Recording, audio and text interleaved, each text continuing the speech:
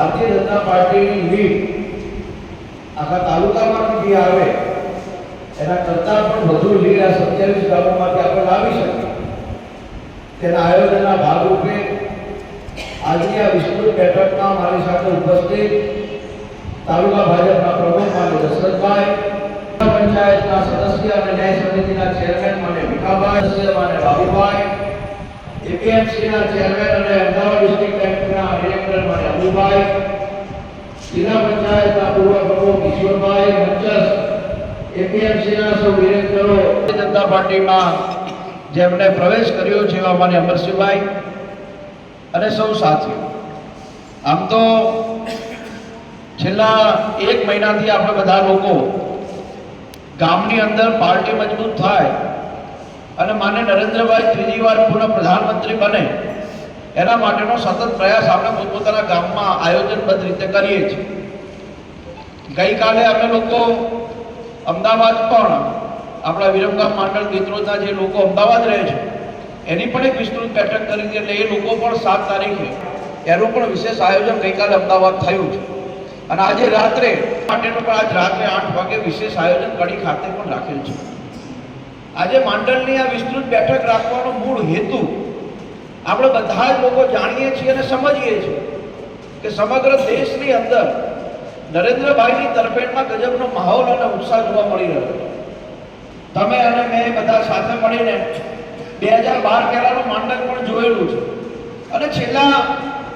8-10 વર્ષની અંદર માંડળમાં જે રીતે દેશ વિદેશની સંખ્યાબંધ કંપનીઓ આવી અને એ પછી માંડળમાં જે આર્થિક વિકાસ થયો છે એ બધા પણ આપણે અત્યારે નિશ્ચિત રૂપે જોઈ રહ્યા છીએ. સતત અવિરત ચાલુ રાખવા માટે એકવાર ફરીથી નરેન્દ્રભાઈ પ્રધાનમંત્રી બને અને આવતા 5 વર્ષના ટૂંકા ગાળાની અંદર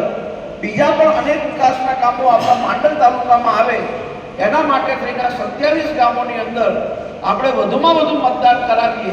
એક તરફી મતદાન કરાવીએ અને પ્રાયોરિટી 100% મતદાનની જો આપણે રાખીએ તો જે આયોજન તમે અને મેં બધાએ ભેગા કરીને કર્યું છે કે આપણે માંડળ તાલુકો 20,000 મતોની લીડ સાથે આગળ લઈ જવો છે, તો હું ચોક્કસ એવું માનું છું કે આપણે જો જમીની સ્તર ઉપર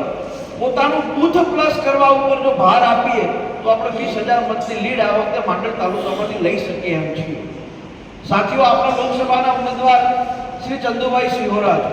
અને આ પવિત્ર જગ્યાએ આજથી લગભગ 15 દિવસ 20 દિવસ પહેલા જ્યારે પૂજ્ય ગુરુજીનું બ્રહ્મલીન થયા અને એમનો જ્યારે અહીંયા ભંડારો રાખેલો ત્યારે માંડળ તાલુકાના પ્રચારની શરૂઆત પણ આ જગ્યાએથી આપણે કરેલી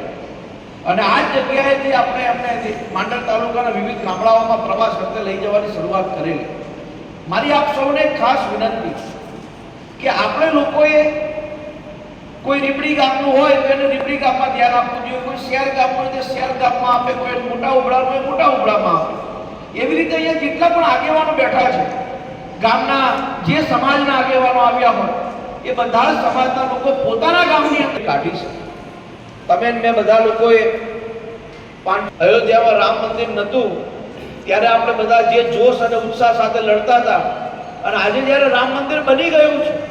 તો આપણા બધાની ફરજ આવે છે કે રામ મંદિરને ટકાવી રાખવું હોય તો ભાજપની સરકાર બનાવવી જરૂરિયાત છે. બીજી એક વાત તમારા ધ્યાને મૂકું, જ્યારે આપણે વિરમગામ માંડળ દેત્રોજ એક તાલુકો ત્યારે જ્યારે વિરમગામ હટાણું કરવા આવતા ને તો ગમે ત્યારે તોફાનો થતા, ગમે ત્યારે વિરમગામની બજારો બંધ થઈ. પણ જ્યારથી નરેન્દ્રભાઈ રાજ્યના મુખ્યમંત્રી બન્યા, આ દેશના પ્રધાનમંત્રી બન્યા, ત્યારથી વિરમગામની અંદર એક પણ નાનકડું છમકડું નથી થયું અને જેને કરવાનો પ્રયાસ કર્યો છે અને જેના સળિયા પાછળ મોકલવાનું કામ કર્યું. આપણે માંડળ પણ જોયું છે, માંડળમાં પણ એક સમય એવો હતો દાદાગીરી ગુંડાગર્દી,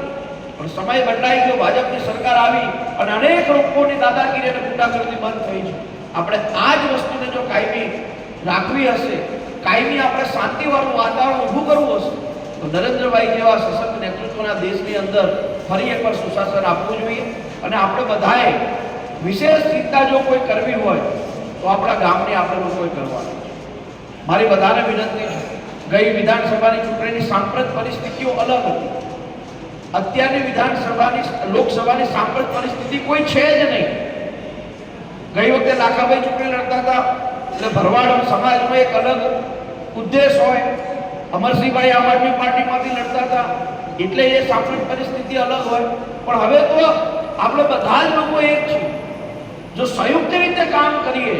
તો આપણે વધુમાં વધુ મતોની સરસાઈ સાથે પોતાના ગામની અંદર આગળ વધીશું.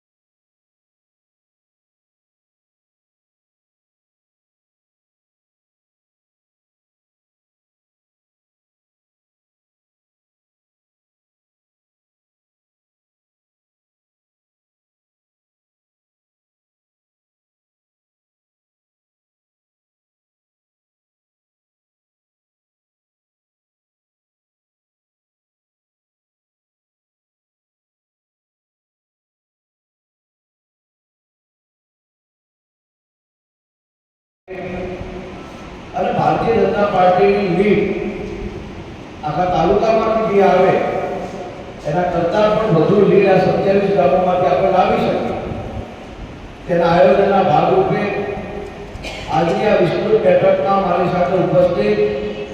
તાલુકા ભાજપના પ્રમુખ માન્ય દશરથભાઈ, પંચાયતના સદસ્ય અને ન્યાય સમિતિના ચેરમેન માન્ય ભીખાભાઈ, સદસ્ય માન્ય બાબુભાઈ, એપીએમસીના ચેરમેન અને અમદાવાદ ડિસ્ટ્રિક્ટ બેંકના ડિરેક્ટર માન્ય અબુભાઈ, જિલ્લા પંચાયતના પૂર્વ પ્રમુખ કિશોરભાઈ, મંચસ એપીએમસીના સૌ ડિરેક્ટરો, જનતા પાર્ટીમાં જેમણે પ્રવેશ કર્યો છે એવા માન્ય અમરસિંહભાઈ અને સૌ સાથીઓ. આમ તો છેલ્લા 1 મહિનાથી આપણે બધા લોકો ગામની અંદર પાર્ટી મજબૂત થાય અને માન્ય નરેન્દ્રભાઈ ત્રીજી વાર પુનઃ પ્રધાનમંત્રી બને એના માટેનો સતત પ્રયાસ આપણે પોતપોતાના ગામમાં આયોજનબદ્ધ રીતે કરીએ છીએ. ગઈકાલે અમે લોકો અમદાવાદ પણ આપણા વિરમગામ માંડળ ગીતરોજના જે લોકો અમદાવાદ રહે છે એની પણ એક વિસ્તૃત બેઠક કરી હતી. એટલે એ લોકો પણ 7 તારીખે એનું પણ વિશેષ આયોજન ગઈકાલે અમદાવાદ થયું છે. અને આજે રાત્રે માટેનું પણ આજ રાત્રે 8 વાગે વિશેષ આયોજન કડી ખાતે પણ રાખેલ છે. આજે માંડળની આ વિસ્તૃત બેઠક રાખવાનો મૂળ હેતુ આપણે બધા જ લોકો જાણીએ છીએ અને સમજીએ છીએ કે સમગ્ર દેશની અંદર નરેન્દ્રભાઈની તરફેણમાં ગજબનો માહોલ અને ઉત્સાહ જોવા મળી રહ્યો છે. તમે અને મેં બધા સાથે મળીને 2012 પહેલાનું માંડળ પણ જોયેલું છે અને છેલ્લા 8-10 વર્ષની અંદર માંડળમાં જે રીતે દેશ વિદેશની સંખ્યાબંધ કંપનીઓ આવી અને એ પછી માંડળમાં જે આર્થિક વિકાસ થયો છે એ બધા પણ આપણે અત્યારે નિશ્ચિત રૂપે જોઈ રહ્યા છીએ. સતત અવરિત ચાલુ રાખવા માટે એકવાર ફરીથી નરેન્દ્રભાઈ પ્રધાનમંત્રી બને અને આવતા 5 વર્ષના ટૂંકા ગાળાની અંદર બીજા પણ અનેક વિકાસના કામો આપણા માંડલ તાલુકામાં આવે એના માટે થઈને 27 ગામોની અંદર આપણે વધુમાં વધુ મતદાન કરાવીએ